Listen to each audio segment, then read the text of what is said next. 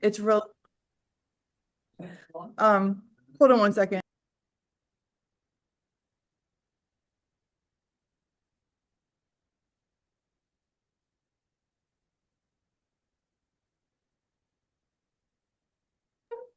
Okay, I'm back. Sorry about that. We have like a house full here, which is awesome. But I wanted to just, and she's a great person. She's someone who I completely respect. I've gotten to know her at the events we've gone to, Cabo.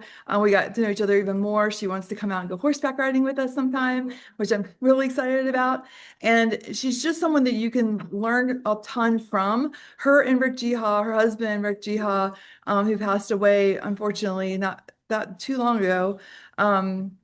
They built an organization of 3,300 agents partnering with agents and themselves and leading. And they're just, if you knew Rick, Rick was someone who had a massive, massive heart, gave everything. If you ever saw him, he was always smiling. He was dressed to the nines.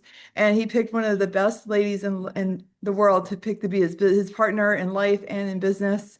And if you knew them together, it was super special. And to see her shine past that tragic way that we lost Rick. It really, really, I mean, to see her just be who she is amazing. So thank you for joining us, Casey. Thanks for being here and being so willing to share and grow with us. We just appreciate you. Thank you so much, Shelley. And I love that we've been invited into our larger community at EXP. And how cool is it that you're the first recipient of the Rick Geha Award in Cabo, which is pretty amazing in your community. And so love being around people that are like-minded, they're committed to learning, committed to growing, and most importantly, doing something that's going to be amazing with their life. I mean, there's a lot of mediocre things that we can do, and then there's things that really move the needle for ourselves and for others. And so I'm super grateful to be part of a community of people that are looking to move the needle in really big ways, to make a mark and leave a difference, and not even leave a legacy, but live a legacy while we're here. And so I think that I love the opportunity to be here this morning. For those of you that I might be meeting for the first time, we'll give you a quick background for those of you that might not know my story. I realized at 19 years old I was psychologically unemployable, and I didn't want to. It's true story. I worked for a law firm at the time, and I'm like, oh, this is terrible. I have to ask for permission to go on vacation. I have to go, you know, convince someone else of my value to get a raise to make more money. I mean, it was like nuts. And so I started my first business when I was 20 years old. And for 10 years, I had a day spa. I was a clinical esthetician and massage therapist. I built that business all by referral. And after 10 years, was going through a divorce, and my ex-husband's ex-wife said, hey, people trust you. You've grown up in this area. Built a business by referral. Why don't you just market them a different service? Get into real estate with me. Now, for those of you that are still waking up, well, probably not, because most of you are on the East Coast, or many of you, but it's 7 o'clock here in California. And I did say my ex-husband's ex-wife. She was married to him first. I got him afterwards, and then we both exed him. Well, there's a whole story there. But anyhow, we were great friends, and she's like, hey, let's work together in real estate. And so I thought to myself, well, why would I want to work together with her in real estate? Well, I loved her. We were great friends right out of the gate. And oh, Lindsay's in California. Hi, Lindsay. And so I'm like, okay, well, this sounds like it might not be a bad idea, because the reality of my life at that point was 6 days a week, 8 to 10 clients a day. And that meant on Sundays, I did a bunch of laundry and got ready and reset for the week. I had high income, low quality of life. I'm going to say that again. I want you to write that down. I had high income, low quality of life. And so I didn't realize at the time that I was in an and or situation. This is a really important concept. And or I can have high income and a low quality of life, high income or a low quality of life. How do I get high income and a high quality of life? Which means owning my time. And so as I was thinking about it, it's like, well, I'm trading my time right now by the service, and I get some great tips, and that's fine. And I can retail some product, and that's great too. But this idea of being able to sell real estate where I could make commissions and work with multiple people at a time versus one at a time, and have a commission where the price point was decent, I was like, you know what? I could own my life in a different level by getting into real estate. And so I remember thinking that that was really the catalyst. I wanted a better life. And I knew that I wanted to own my life and be able to call the shots. And so I didn't want to depend on anyone else to do that for me. I knew that I'd be willing to bet on myself all day long. So after 10 years in that career, I left being a day spa owner, and I got my real estate license. And at the beginning of 2005, embarked on this journey in real estate sales. Now, one of the really important things that happened at the beginning of that journey was I sat in a class by a gentleman of the name Dick Dillingham. He was teaching a class called Quantum Leap. For those of you that have been at Keller Williams or were integrated into that culture, you know about that class. And there's one important thing that I remember 21 years later from sitting in that class. And that was this idea that changed my mind. And it was a concept of, there was two concepts. Number one, the first concept was, does balance exist? And we did an exercise where we all stood up behind our chairs and without holding on to the chair had to stand on one foot as long as possible and watch what happened in the exercise. And in the exercise, what ended up happening is that people would lose their balance, eventually have to grab onto the chair and then sit down. And the people that were still standing did one thing really well. They micro-balancced.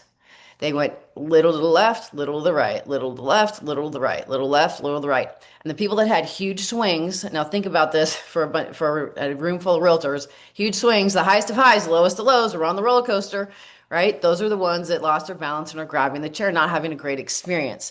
So I started thinking at that time, like, gosh, how do I create a life where I've got these micro balances, where I've got a good quality of life, where things don't go on this roller coaster, right? Which is interesting when you're in a sales business and commissioned only. And then the second concept that he talked about was one that really stretched my mind, that was important because it laid the foundation of what was going to come. So the concept that he introduced was, he said, take whatever you're making right now, and imagine doubling that. And then we physically went through an exercise. If you haven't done this exercise, I would recommend that you do it for yourself, because it's going to reveal a lot to you if you take the time to do it.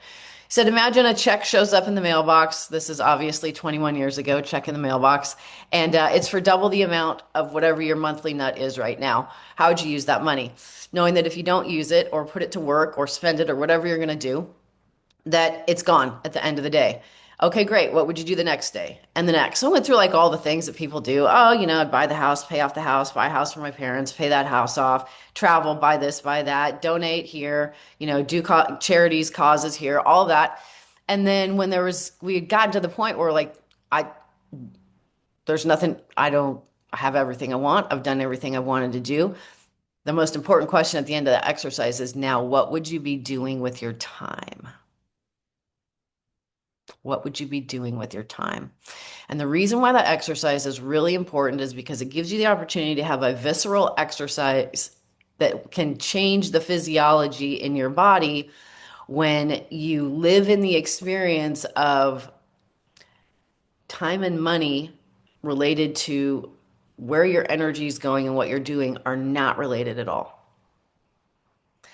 And it can be very revealing. And I think a lot of people get lost in the doing what there is to do life and business and move things forward. And we think about that later, if ever. And some of us never do. And so the reason why that's important is because if those things don't start to become part of how you think, what it means is that you're going to run the default that you're running right now. There's not anything wrong with the default that you're running right now. Not anything at all. It just means that it will be the same. And if the same is what you want, great, keep doing that. And if a different possibility is what you'd really like, well, then a different possibility requires looking at things differently and being willing to do things differently. And so in this instance, that was the foundation of launching my real estate career in 2005. And so I already went into it thinking like, how do I set myself free in this career? And so, did all the things, the MREA, going to buy investment properties, get cash flow, 2006, 7, and 8 market happened. And I am not on track to do any of that. And that ended up being a gift, because I was still thinking that way in the back of my mind. Like, okay, how do we solve for this? And is that really possible? And there's a saying that a mind once expanded never goes back to the form that it was originally. And so once someone sees something and can taste it, so to speak, your mind never goes back to the possibility that that doesn't exist. And that is really important. What are you each day? What are you feeding yourself, your mind? What are you exposing yourself to that's going to have you think differently than everyone else, than the majority is thinking? And if you're thinking differently, you're going to do differently. So fast forward a little bit, and there's a reason I'm laying a foundation for this story, because it's really important.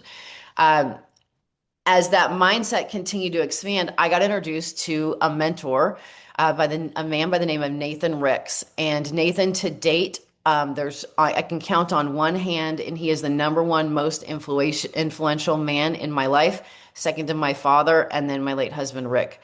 And Nathan Ricks, I cannot say enough about him. However, when I got introduced to him, he was a very successful in real estate. If you know Silicon Slopes in Utah, which is on Highway 15 there, as you're going from Salt Lake City towards Provo, that is the Silicon Valley of Utah. That once was all undeveloped land. All of the commercial buildings that sit there were developed by Nathan. They're in Architectural Digest Review magazines. And I remember meeting him at the end of 2007. And he said, well, you have a problem. And I said, well, what do you mean? And he goes, you're in the wrong vehicle. And I'm like, wait a minute, your background's in real estate. I'm in real estate. He's like, no, no, no. Your vehicle that you're in is not going to get you where you really want to go. And I remember thinking, gosh, that's such a weird thing. What does he mean by vehicle? And he gave this example he said, well, imagine that we want to race and we go out to the racetrack. He's like, what's your favorite car? I'm like, a McLaren. And he goes, okay, well, he's like, I'm a, triathlete, I'm fit and I'm, strong. He's like, I'm going to be there on my 10-speed bike and we're going to race. And, what's going to happen? And I remember laughing, thinking like, well, of course, what's going to happen? I'm going to, I'm going to win because there's no way you can outpedal me while I'm driving a McLaren. And he said, exactly. He said, it doesn't matter how fit I am, how strong I am, how much of a hard worker I am. Translate this to business. My vehicle is different than yours. I'm like, wow, what do you mean your vehicle is different than mine? And what he was referring to was a business that I ended up starting, which was in the networking arena. And he said, your business right now is focused on one location, which means a fire can come and burn it down, a flood can come and destroy it. And how are you going to do business when that happens? And it's based on one time zone, and it's based on one economy, and it's based on one market. You are very limited in the way that you do business because of your business vehicle. And I'm like, yeah, but I've done business this way my whole life. I had the day spa on the location where I service the people. Then I'm in real estate and I'm servicing the market that I live in. Like that's how real estate works. What is he talking about? This vehicle. And so when I started to understand this concept, it changed the way I thought. And he's like, well, what if you had a business where the sun never set? And the possibility is that when you went to bed, you made more money in your sleep than you did while you were awake because of the business that was going in other areas outside of maybe where you locally live and are doing business. I'm like, oh, now my mindset is really changed. Well, how do I do that? Right. And so all of that started to change the way that I thought. And it's like, wow, I know how to work hard and create results for myself. All of you know how to work hard and create results for yourself. And you'll learn what there is to learn to become better and better, continue, as the industry changes. And, that's the greatest thing about real estate. It's always changing, which means it puts us in a position where we're going to grow or we're going to not grow. And so if we want to stay in the industry, and if you're on this call, you're obviously someone that wants to grow and is going to see success because you're willing to put in the time and do the work and the things that create success. And so this principle became very, very important, though. And what ended up happening is concurrent to that time, Rick and I had met in 2005 because I was a newly licensed agent. So I was a student learning real estate. I jumped in every class he was teaching. We weren't together 3 years later. It's 2008. We got together. And by this time, I'd had enough conversations with Nathan that I was like, wait a minute, there is a smarter way to do business than the way that I'm doing it right now. And he's taken everything that he did in his networking business and reinvested it to build and have Silicon Slopes built in Utah that is now created. He had a business vehicle. So think about the vehicle that had leverage component, the component of leverage in it. And he used the money of that business vehicle to go reinvest in real estate and develop commercial real estate. Smart guy. You got to have the cash cow going that gives you the money to be able to do those kind of things and then, have a greater impact. So what ended up happening in that journey is that I found my passion. And the next principle he said is your business will never outgrow where you've grown yourself personally. And so often we get in this conversation, whether it's real estate sales or it's in building an organization, of we're constantly looking at numbers. How many conversations did I have? How many invitations did I make? How many appointments did I go on? Did those convert? I just need to do more, more, more. And then I need to have people around me doing more, more, more. And the truth is that the container of your mind, of how you think, of how you see the world, of the decisions that you make and that you don't make, are all going to be connected and related to those activities as you go out and do them. So two people can go out and do the same exact set of activities and get totally different results based on how they've developed and grown themselves. And so he said, your income will never outpace or outgrow the level that you've grown personally. So I'm not talking business skills. I am talking personally. The things that, like, it's easy to go out and do business in real estate. Be the person, be the mask. Nobody needs to know what's going on behind closed doors. Your inside life can be totally incongruent with your outside life, and you can go be amazingly successful and do a ton of sales and make a bunch of money and be miserable and have it all crumble. You can build it and lose it. There's all kinds of things that happen when the internal work is not being done. So it was a really important principle that I took and continued to have in my business life, which was that no matter what was happening, continue to grow myself to the next level, put myself in rooms and opportunities where I would continue to grow to the next level, such that I'd be able to continue to grow outside of myself as well. So I'm going to pause right there because I've been talking for a long time, and just have any ahas, thoughts, things that have come to mind in the conversation thus far, because we're going to pivot into a really high level skills conversation on something that some of you may be using, others of you may be using a lot, and then how to take that to the next level. But before we do that, just want to give anybody that wants to share, has a question, the opportunity to do that.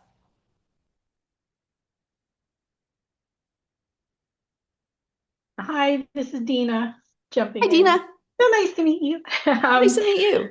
I love the what's my vehicle. I wrote it down and then I wrote it down again and I wrote it down again. So I love that concept because I'd never thought about it that way.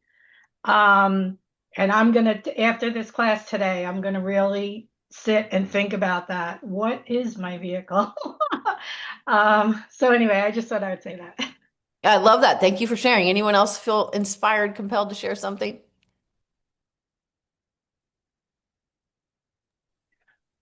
Casey, I love the fact that Nathan, you found somebody who you could aspire and learn from. And I think it's really important. A lot of times we live in our own circles and we fail to get outside of our circles.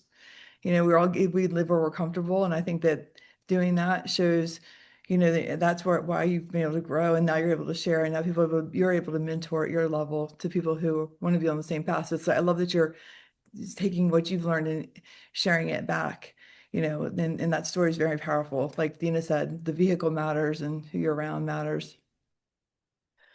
Thank you.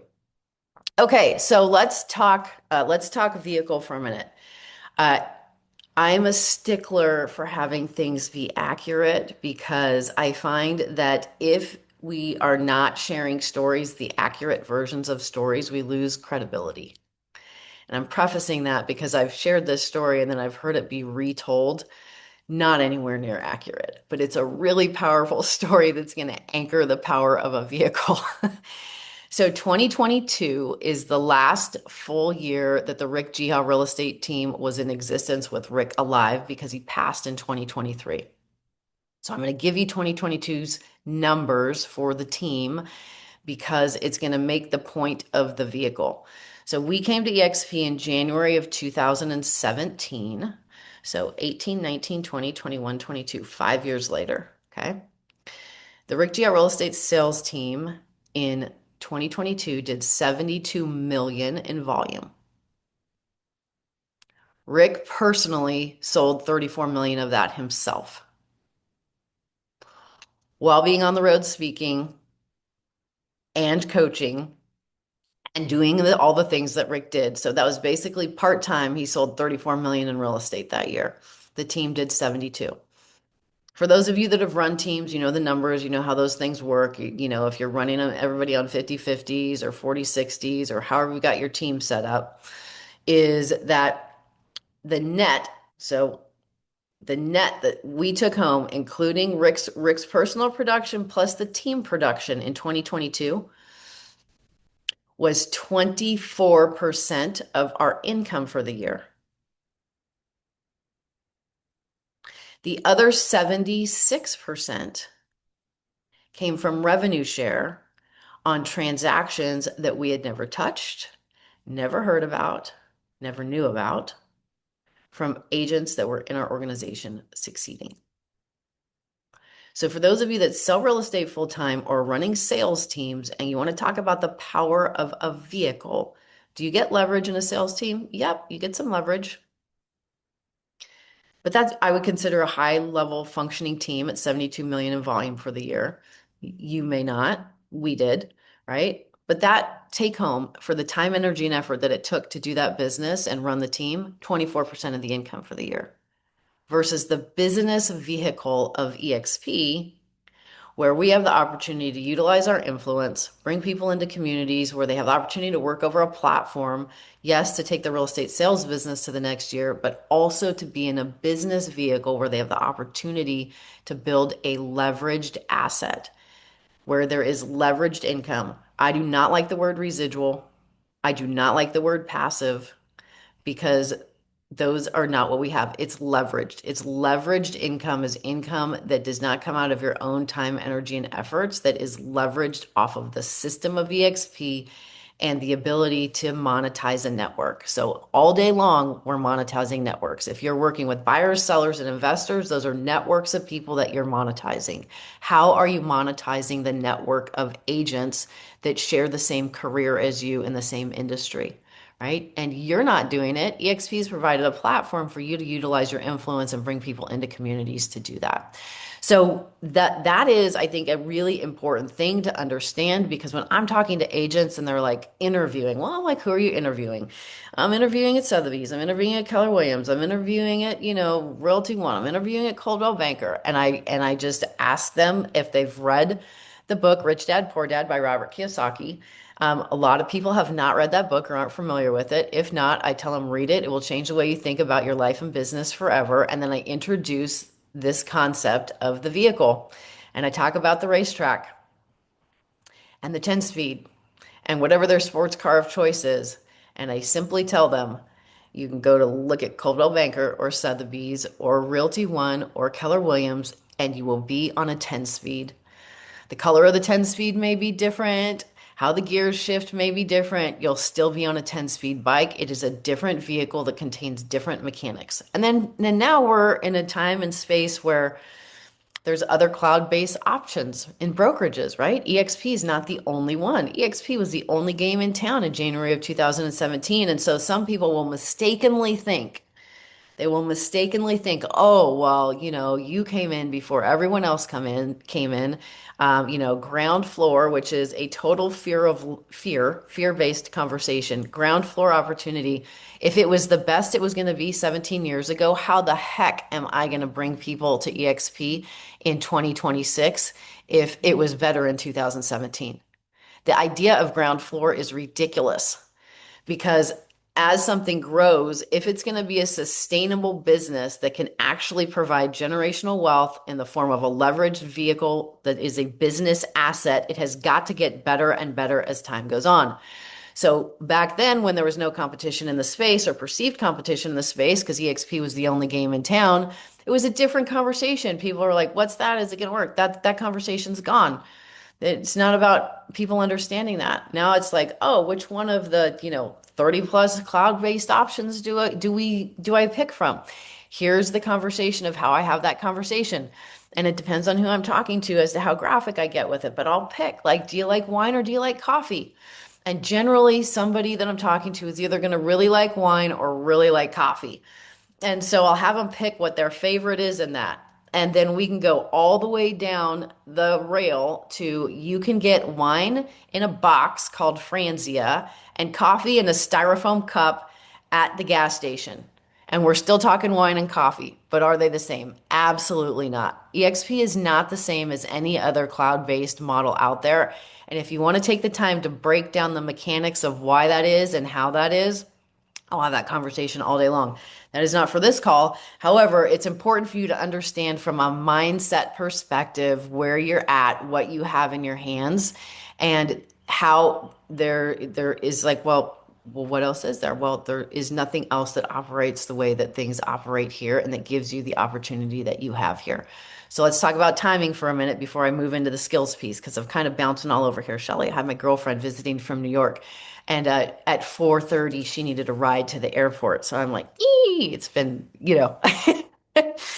I am awake. However, I'm not sure I'm stringing sentences together, so I'm doing my best. So and I totally forgot what I was going to say. So now we're pivoting. So we're going to pivot into the skills piece of it. So how many of you are actually building, just by a show of hands, or have any agents that are in your organization? Um, okay, cool. Great. So we've got people that are engaged. And so my question to you is, if not, why not? And I don't want you to answer the question, why not? Because that's going to be a reason, excuse, a justification, right? I want you to think about, well, why not me? Because what that question really is a question about you being deserving, meaning that you have success. A lot of people go, well, I'm a leader. I'm not a leader. Everyone's a leader. You don't think so? Who's the kid following you around at home? You've got people that are looking at you, that are watching you, and whether you realize it or not, are looking to you. The question is, as a leader, where are you going? And what are you saying to people that are in your life and in your world that give them opportunity and a space to grow with you? And if you're not, okay, why not? In my experience, it comes down to one thing. It comes down to ego. We make it about ourselves. We make it about, am I going to say the right thing? Am I going to say the wrong thing? Well, I don't want to be too pushy. Well, how do I do my sales business and build an organization? La la la la la. Every single reason, excuse, justification that you might have is about you, not about serving someone else. And I would challenge you to find one that's not. So when we realize that any resistance that you're going to have, that I'm going to have at any point in time, when resistance comes up, it's because I'm not serving someone else. I am thinking about myself. And that generally pretty quickly snaps me out of however I might be thinking and feeling, to give myself a different option or a different choice in that moment. David, was your hand up because you're building or because you have a question? I want to make sure and tie it into the conversation. That was a mistake. So I am building, but yeah, that I didn't know. I think that was a mouse error. I apologize. No, I love that. Your hand was up because you're building. There was no mistakes. No mistakes at all. Okay, so I want to talk about one of the most misunderstood, underutilized tools in my experience. And I know this because I do a lot of them. And I've been doing them since my mentor, Nathan, taught me how to do them over 20 years ago. And that is a third-party validation call. There's many of you have heard of or seen it. The November 2020 Tahoe event. Brent, the night before that event, Brent called Rick and I, and he said, "Hey, will you guys close the event out?" Literally 24 hours before, and I'm like, "Close the event out? What do you want us to talk about, Brent?" He's like, "I don't know. I'm sure whatever you do, it'll be great. Just, you guys do something together. People love it." I was like, "Okay, Brent." So. So that was a, last minute thrown together in the car on the way to Truckee conversation. However, obviously it wasn't the first time that conversation was had. That was a conversation that had been years and years and years and years and years. So here's how I know. And how many of you have seen that training on how to do a third-party validation call, just by a show of hands? Okay, if not, Shelley, will you pop it in the chat, or perhaps Bernadette pop it in the chat? And thank you, David. And so here's something that I see quite often, and we're going to go into advanced skill sets. Because for those of you that are working alone and doing it alone, I'm going to tell you the story of why you're not going to get as far as fast as if you work with your teams and organizations to utilize this tool. And I'm going to go back to January of 2008. So at the end, December of 2007, I started my networking business. We were launching technology in the genetic anti-aging space. And, you would think because I'd owned a day spa that I would have been wildly successful. So I came into the business that very last day in November, December, like no success, no results. And I went out and I did a bunch of work, and there was no consumers, there was no business partners that were joining me. And so my mentor was just like, your head's not right. You need to get from here to here, catch a vision, have your belief expanded. Oh, does that sound familiar? Get to an event. come to Cabo, come to EXPCon, come to Build. Really important thing that you get to events, you bring people to events because they get in rooms where they have their vision expanded and something can go from a concept in their mind to something they feel in their heart. And so that happened. And then in January of 2008, like we went to work. I was still working real estate full time, so 40 to 50 hours a week in real estate.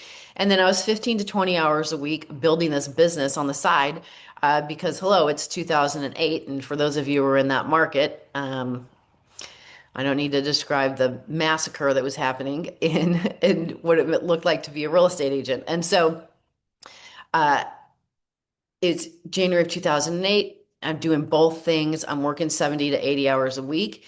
And the end of that month, I get paid. And in my part-time, I have made over $7,000 in a networking company, which is like unheard of. Most people it takes months to make money if they make money at all. And so what I noticed during that month, because every single time I was in front of someone, I was doing a third party validation call. My partners just said, listen, you get us you bring the people to the table, let us talk to them and then learn.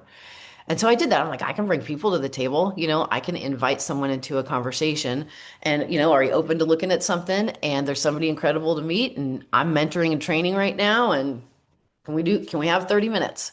Right. And so I noticed at the end of that month, there was like the same 6 or 7 questions. For those of you that are building an EXP, have you noticed there's the same set of resistance or same set of objections or same set of questions that just happen over and over again? If you're building, the answer is yes. They're the same set of questions that happen over and over again. And so we're back to now it's February of 2008. And I know what I'm doing. So I'm out there doing it, right? And my check drops by over 70% the second month.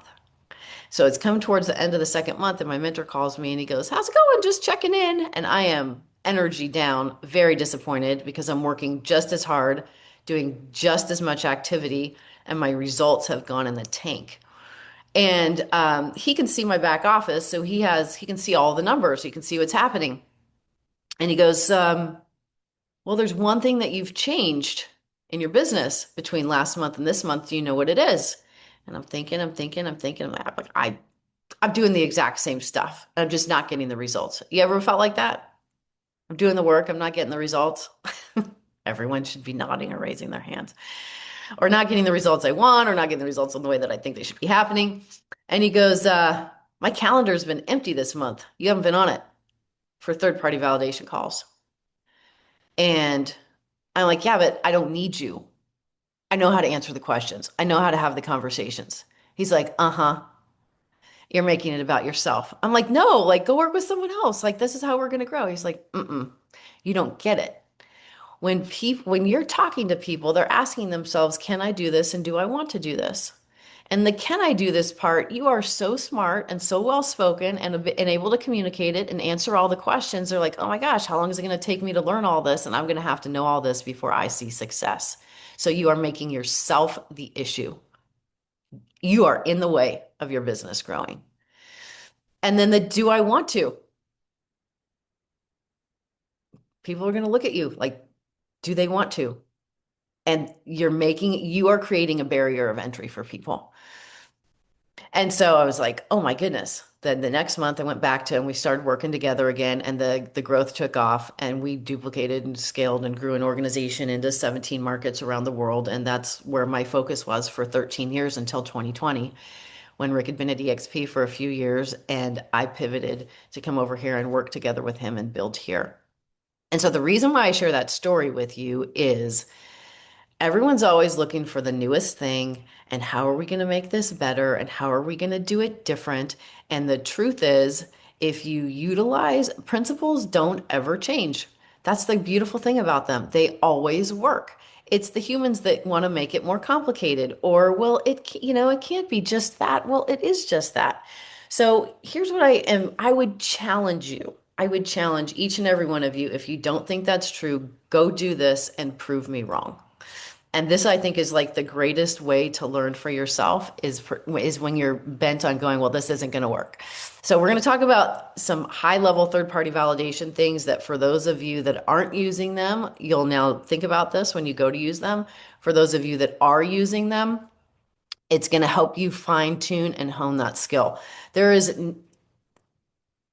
from a principal perspective, here's why you as a leader want to get great at doing third-party validation calls is because when you start working with someone new, they are trusting you with their relationships. And if they do not know the experience that their relationships are going to have with you, then they are not going to be wildly a fan of putting their people in front of you. They're not. They're going to protect those relationships. I don't want them to be sold. I don't want them to be pressured. I don't want them to this. I don't want them to that. So the principle in growing and scaling a leverage asset is you got to have a duplicatable process and system to be able to utilize such that day one, someone's confident opening up their network of relationships to you and bringing you into that conversation where they're confident about it, not awkward about it. And the tool of a third-party validation call does have a refined set of skill sets that go with it. And so we're going to jump into what those are. Maybe. Here we go.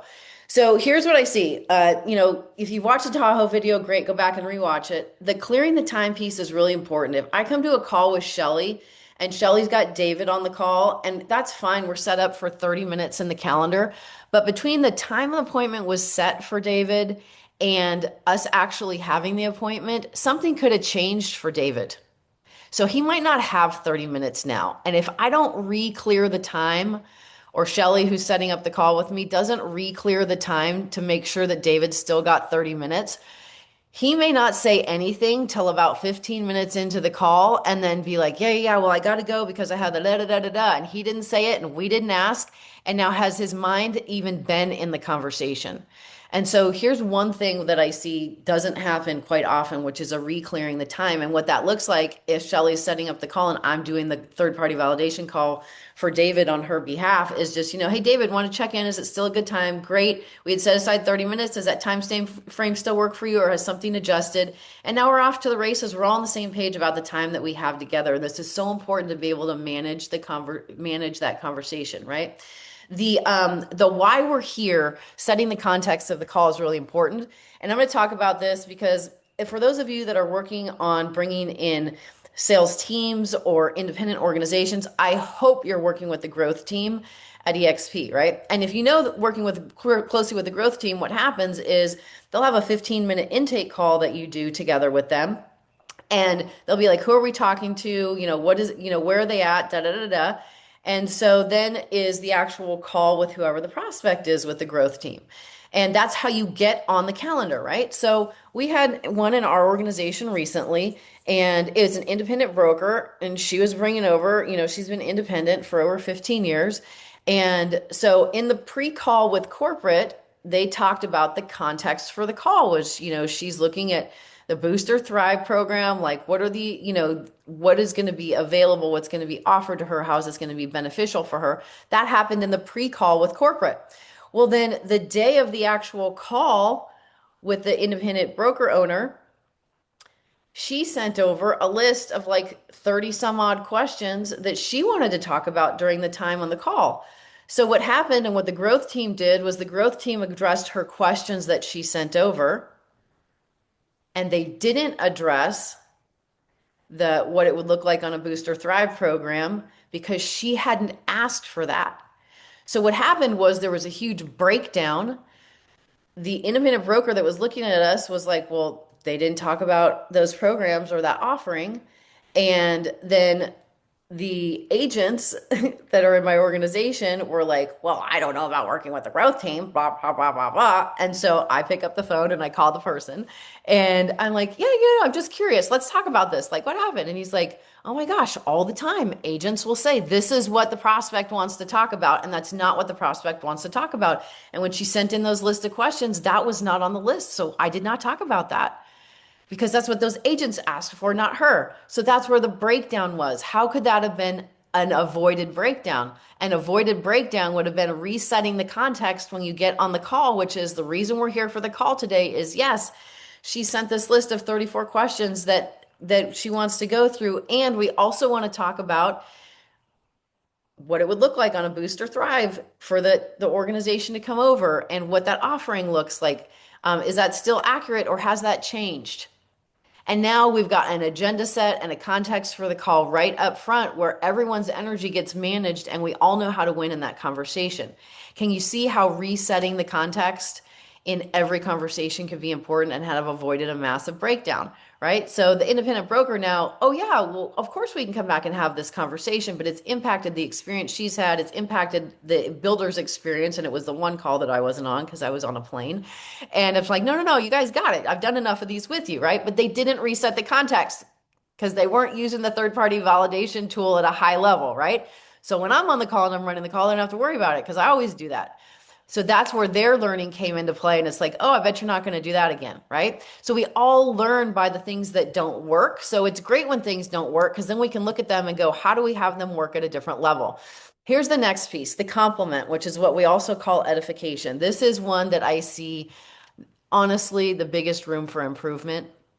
And it's really interesting as to why that is. So when you think about this principle of edification, how many of you golf? How many of you have seen the game of golf? Know what golf is? Okay. So, in golf, there's a little golf tee, and then the golf ball gets put on the tee such that when the person that's going to take the swing takes the swing, they're able to get that shot to go further.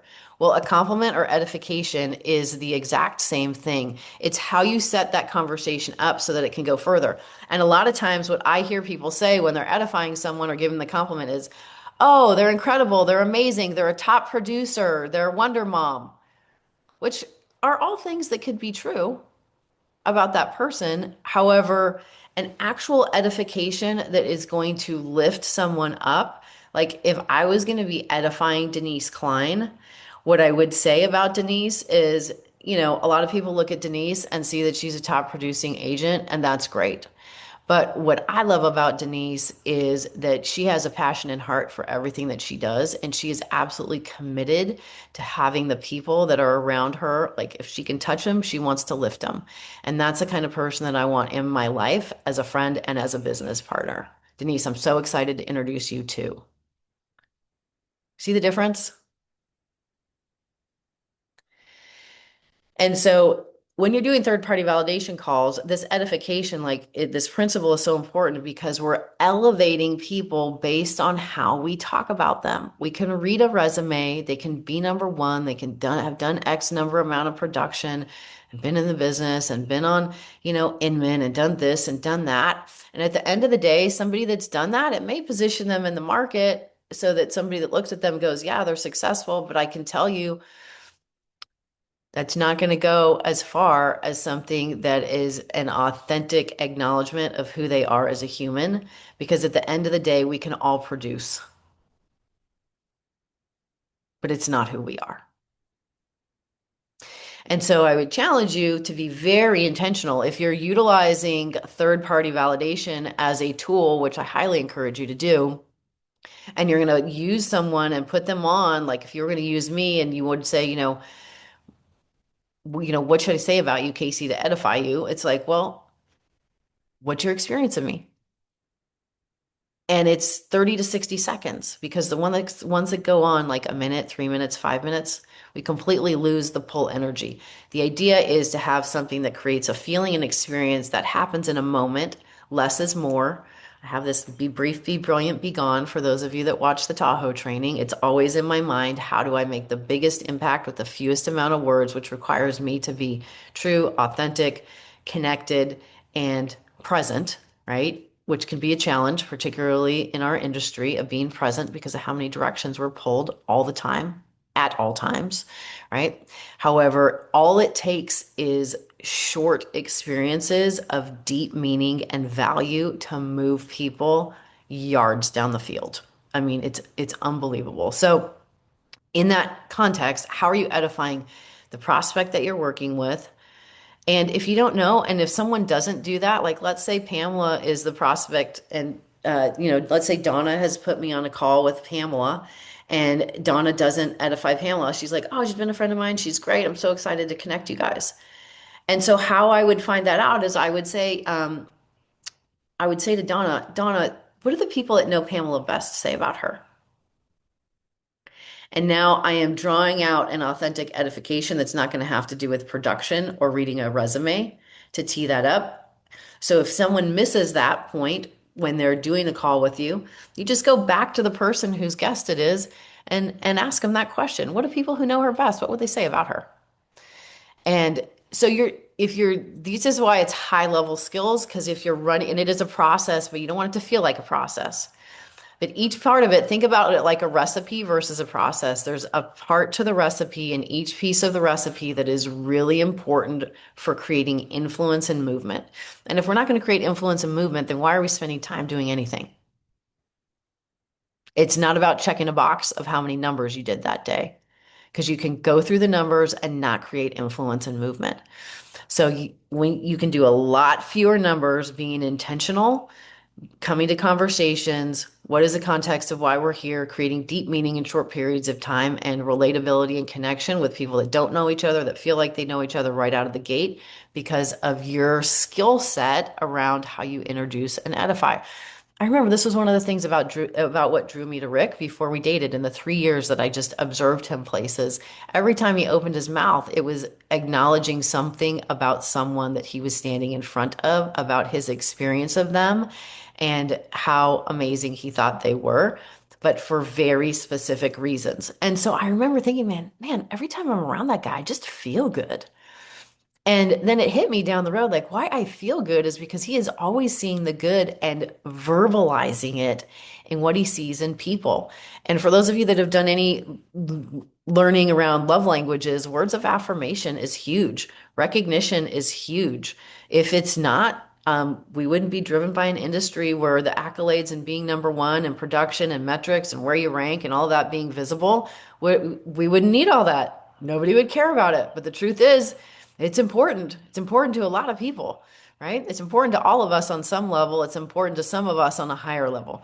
So when you met, like now you've got people that are feeling great around you because of the experience, and it is that edification piece, right? So those are the pieces that I see the greatest opportunity for outside of, and I'm going to outside of making sure that there is some kind of next step, next date and time, and that things go to the next step. So managing the time, like Shelly texted me, we got 10 minutes. I'm great. I'm watching the clock, right? I'm watching the clock all the time because I know that before this conversation ends, I want an opportunity for questions, any comments, any clarifications, and I'm going to pass it back to Shelly about 1 minute before the top of the hour. So she's got 60 seconds to close it out and we end on time. When I'm doing a third-party validation call, I am watching the clock doing the same thing. So imagine now if you're building and developing a skill set at that level such that anyone that's working with you knows what they're going to get every single time they bring someone to a conversation. The confidence in you that people have in you as a leader is going to go through the roof. And oh, by the way, now they're going to be learning every time they're in a conversation with you and watching how that conversation goes. And they're going to be in a position now to duplicate that and pay it forward because it's a business system and a process of how to really build and grow a leveraged asset. So with that, here's how I want to put a bow on it, is that there's that 10,000 hour to mastery rule. And my experience lately is everyone is utilizing AI tools, which is incredible and amazing. I had my girlfriend here from New York and we're doing some design stuff and she's 77 years old and she is like, AI what? And I said, we're talking about a full replacement of the primary bathroom in my house. I said, I just want you to talk into the voice memo on my phone, everything that you see as the scope of work, because she's super creative. It was a 7-minute voice note. And then I took the transcript, I put it in ChatGPT. I said, Chat, we're meeting with a contractor tomorrow. Please organize all this information into a scope of work that's broken down by what would happen chronologically, each aspect of the project, and measurements and specs and pricing. In 90 seconds, we had, of course, you know what you would have at the end of 90 seconds of doing that, 7 pages, totally laid out. She would have spent at home working on that 6 or 7 hours, right? She's like, wow, it's the power of a tool. That tool has the same power as third-party validation in the context of building. If you use it, you will be able to build like that. If you do not, you're looking at the 5 to 6 hours to write a scope of work. And so the more you do it, the more you're going to see the power of it. And as you get great at it, and people, and you might already be great at it and take it to the next level, right? I'm always looking at how do I take it to the next level? And your people start duplicating that same thing. That is how you will grow an army of hundreds and thousands, literally, of agents in your organization. Okay, with that, we're going to open it up for the next 7 minutes or so of questions, comments, feedback, anything you got. I'm here for it.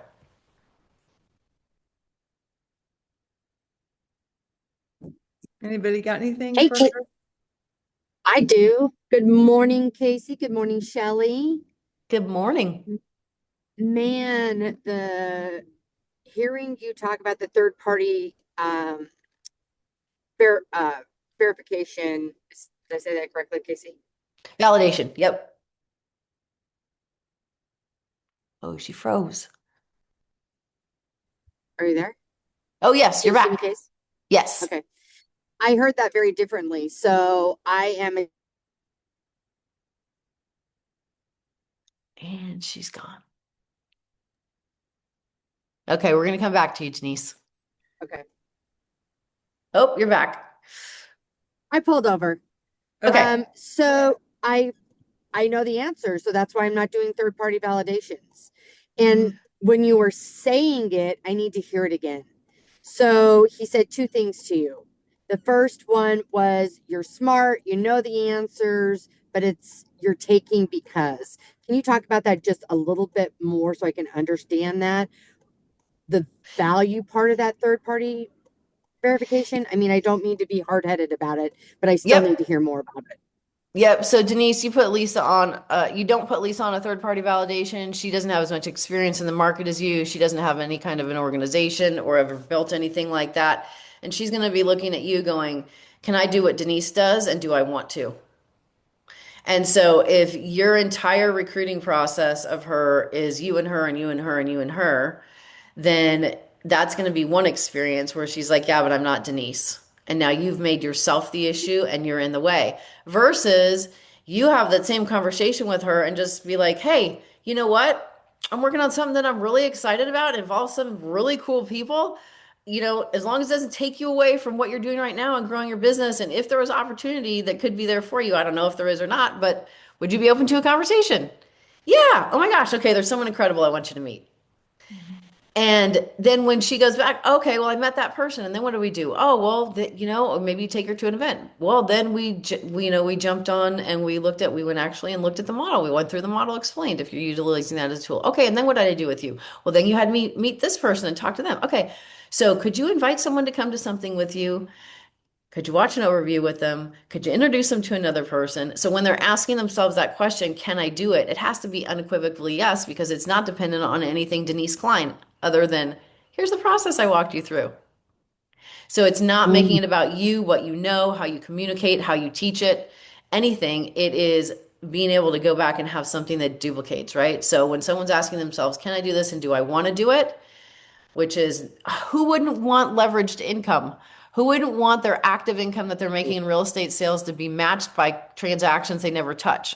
Who would not want their annual income to have the possibility to go to their monthly income to go to their weekly income? That's never going to happen in the real estate sales business. I don't care what their sales team looks like, That's right? good, Casey. So by accident, I'm working with someone right now, and I set up appointments with two of our team members and then Joe D.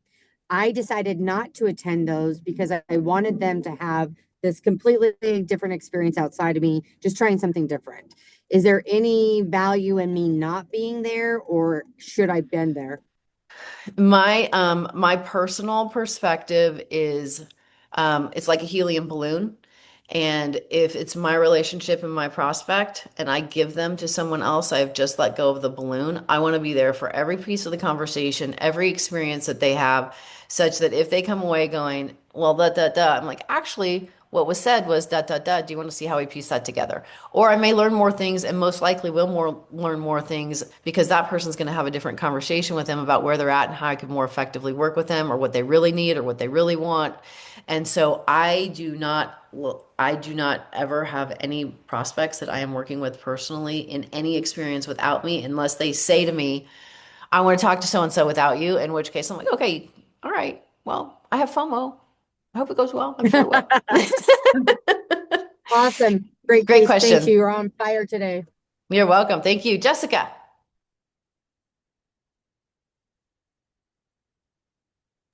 Jessica, you're muted, honey. I see you next week. You're still muted. There, can you hear me now? Yes. Okay. The man who brought me on is the first type that's got like just brings people on by strength of personality, by great personality, without any sort of actual format. So when you said, oh, have them sit on an overview, do a call, I didn't do those things. So I have no idea that even exists. I don't know how to plug into it. I don't even know how to do this other than the way he did it, which is his great personality, but also I'm not him, like you were saying. So I'm wondering Yep. where to find these resources. And I understand I can get people on third-party validation calls. I know I have access to Shelley and all sorts of people, but I Yep. don't have I want the step by step by step. That's what I need. And it's been a year. I've been at EXP. I have 25 people. So I'm doing it on my own. But I know I could do more if I actually had the whole thing laid out for me nicely. Awesome. I love that you're bringing this up. So this is Rick was that person. I'm like, I'm not Rick. Like, nobody's Rick, right? It sounds like the same thing with the person that Yeah. sponsored you. And that's great. They are who they are. For me, I needed something else, system and a process. So I built this back in 2020. You're all welcome to it. There's all tools that are, much more advanced, and EXP's got the toolkit, and there's the agent attraction training that you can get in with EXP as well. And any of you are welcome to go use this. It is down and dirty. It's a builder's boot camp. If you go to EmpireBuildersPro, which is our organization under attraction and recruiting, you'll see the builders boot camp, and that is 7 30-minute video tutorials that lay out the process step by step, how to create your story, how to organize your relationships so that you're essentially building the organization on paper, how you invite, what to say, what that exposure process is, the third-party validation call, the upgrade process, and then how to launch someone that wants to build within the first 48 hours before they move their license. Casey, So can you yes, I'll grab put that that? in the chat. Yep. And so yeah, use that, share it. It's everything we have, we share. So Shelley, speaking of that, it is 7:59 and my commitment was to hand the call back to you at this time. Thank you so much again for having me and the opportunity to be here with each and every one of you. And I'm happy to help and support in any way I can. And you all know, because you work with Shelley day in and day out, that there's leaders and then there's leaders of leaders, and Shelley is a leader of leaders. I have so much respect and admiration and love for you, Shelley, because your depth of care and compassion and genuine interest in seeing people succeed, and having, from what I've seen, no limits to what you'll go to support someone in succeeding is something that inspires me. So thank you for being you and for having me here today. Thank you that's really sweet. Thank you so much. I want you guys, these calls are so powerful, and having Casey here, I love how she's so different than I am, and she puts things very cleanly into a process. So Casey, I'd love to invite you back again. If you guys find a way to partner with her, she's amazing. She's someone I completely respect, as you can tell. She knows how to get things done through people and help people with leverage to help each of you win. The process she's talking about is real. If you use that, you will succeed. You can't succeed without that process. It's a proven system. Our next event, our next meeting is going to be Kevin Johnson, Kevin, my husband, and Jody. So Jody is going to be sharing. They're going to be talking about referrals and referral business, because we're missing so much opportunity. I was watching a graph, and I'll get a picture of this graph for our next meeting, and that the sales are like this, but the ad spend, the lead spend is like this. Does that even make sense? No. But 90% of the business is coming from referrals and repeat business still. So even with AI and all the tech, we want to lean into that. And Joe highlighted that about our team, something with our team. And I was like, this is an opportunity for us to all learn together. So we pulled it together, and they're going to be speaking in 2 weeks. So excited for that. And we're all going to be growing and building, and do anything you need, just reach out anytime. And thanks again, Casey, for being here for us. We appreciate you. You guys have a wonderful week.